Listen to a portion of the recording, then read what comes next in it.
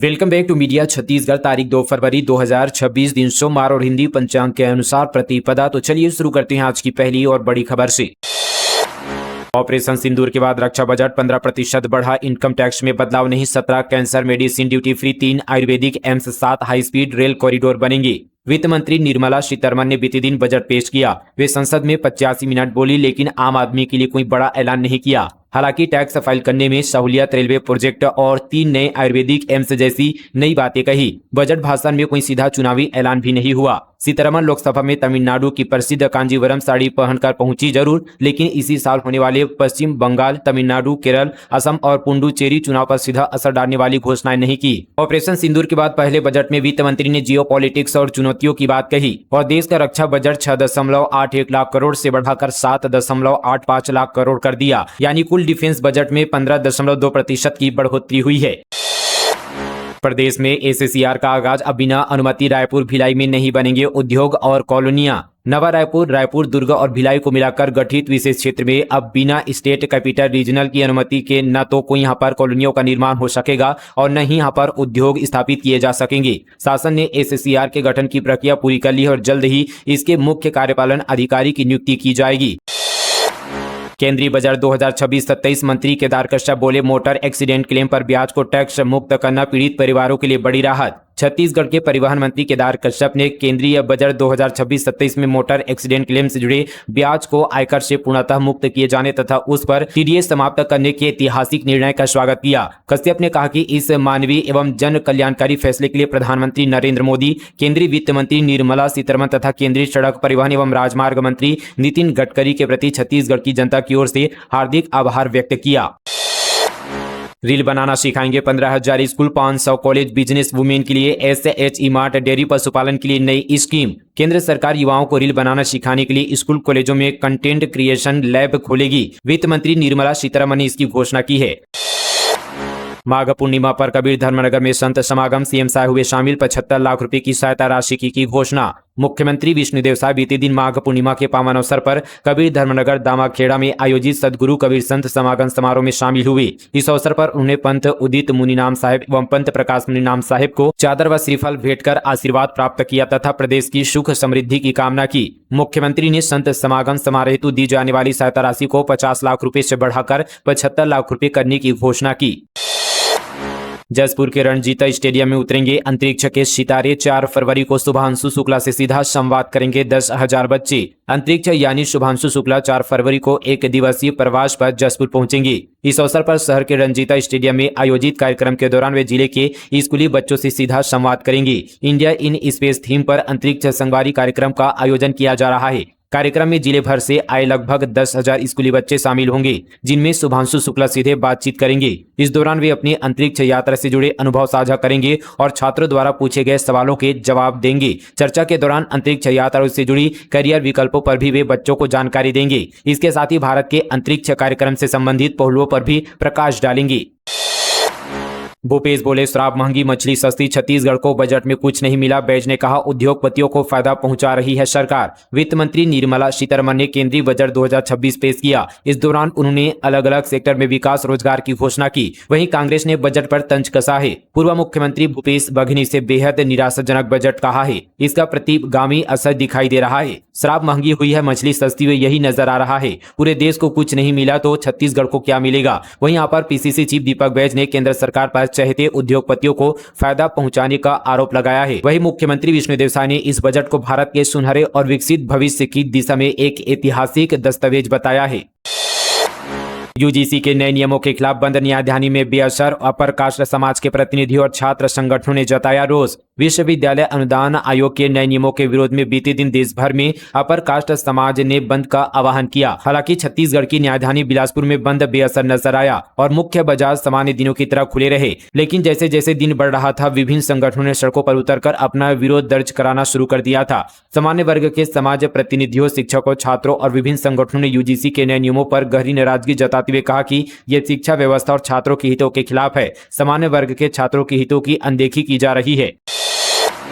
आम बजट 2026-27 पर भड़की भारतीय किसान यूनियन, किसान और युवाओं की अनदेखी का लगाया आरोप। आम बजट 2026-27 को लेकर राजनीतिक और सामाजिक संगठनों की तीखी प्रतिक्रियाएं सामने आने लगी है। इसी कड़ी में भारतीय किसान यूनियन छत्तीसगढ़ के प्रदेश महासचिव तेजराम विद्रोही ने बजट का जन विरोधी, किसान विरोधी और युवाओं की उम्मीदों को तोड़ने वाला करार दिया। उन्होंने कहा कि यह बजट देश के किसान, बेरोजगार युवा और आम मेहनत का जनता को निराश करने वाला साबित हुआ।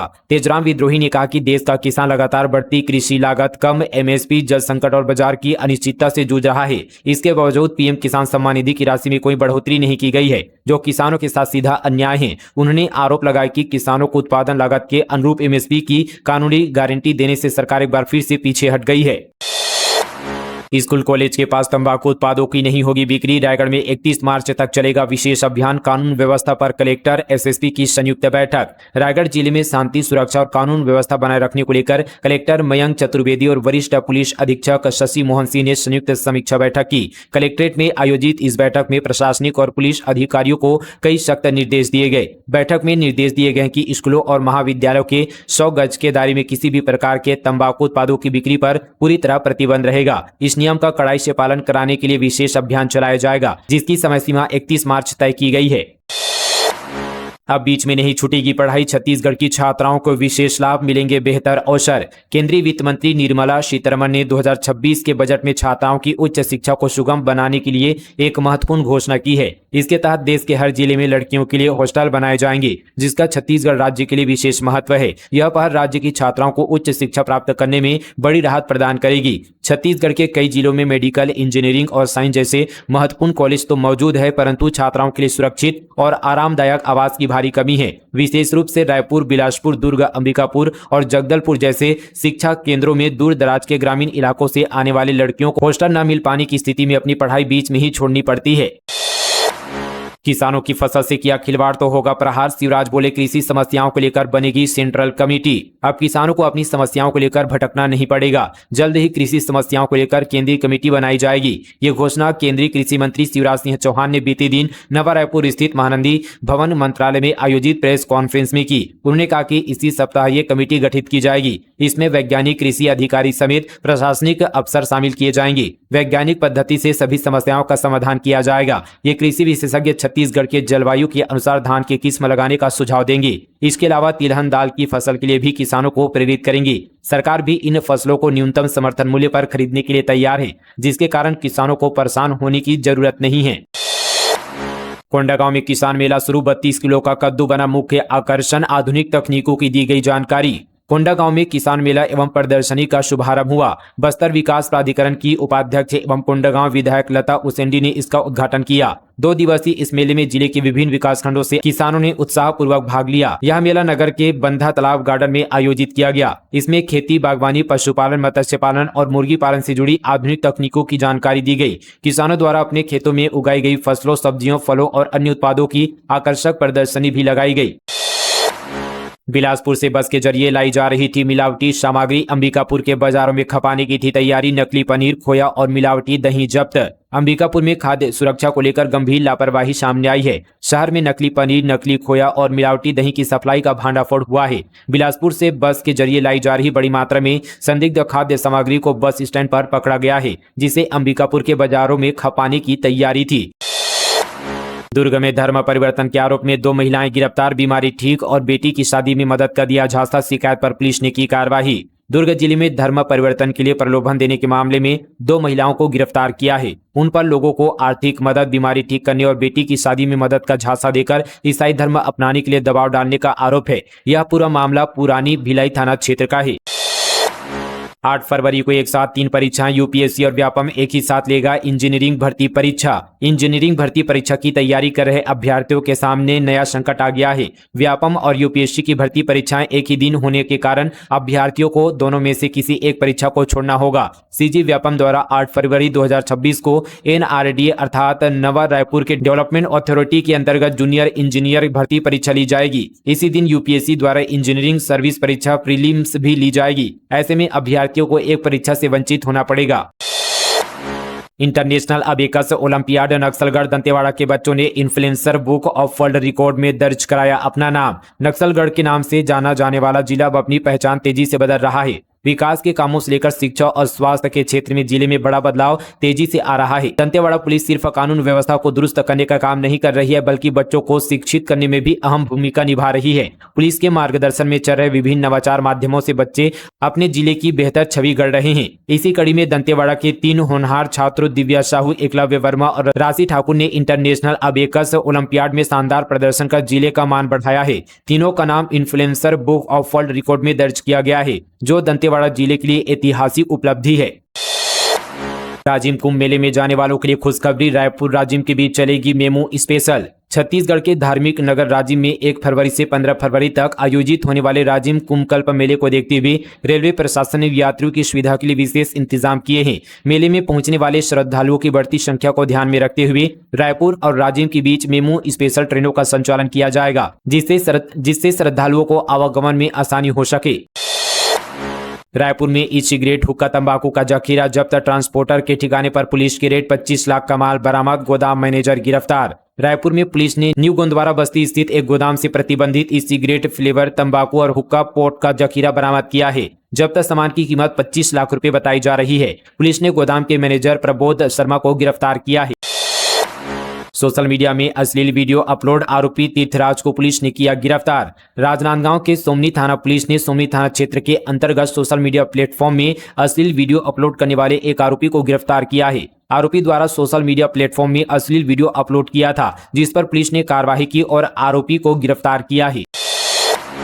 असम के अधिकारियों के प्रतिनिधि मंडल ने किया बस्तर का दौरा, विकास मॉडल का किया अध्ययन। बस्तर जिले में ग्रामीण विकास के कार्यों की सफलता अब पूर्वोत्तर भारत तक गूंज रही है। इसी क्रम में असम राज्य के उच्च अधिकारियों के लिए प्रतिनिधिमंडल ने बस्तर का दौरा कर यहां के विकास मॉडल का गहन अध्ययन किया और इसे अपने राज्य में लागू करने की मंशा जाहिर की। संयुक्त आयुक्त श्री यहाँ पर ध्रुव ज्योति नाथ और उपायुक्त राजेंद्र पांडे के नेतृत्व में पहुंचे इस दल ने लोहांडीगुड़ा विकासखंड के वनांचल क्षेत्रों का भ्रमण कर जमीनी हकीकत परखी।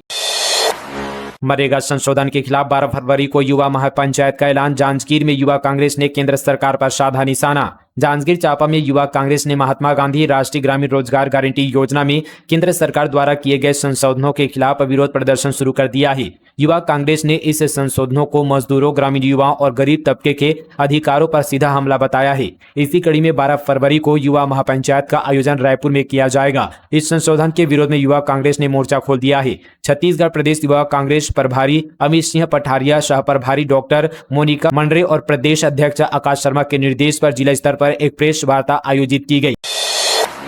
गांजा तस्करों पर बड़ा एक्शन, वाहन चेकिंग के दौरान कार से 15 किलो गांजा जब्त, 3 अंतर्राज्यीय तस्कर गिरफ्तार। कवर्धा जिले में पुलिस ने 3 अंतर्राज्यीय गांजा तस्करों को गिरफ्तार किया है। वाहन चेकिंग के दौरान कार से 15.480 किलोग्राम गांजा बरामद किया, जिसकी कीमत करीब 7,75,000 रुपए आकी गई है।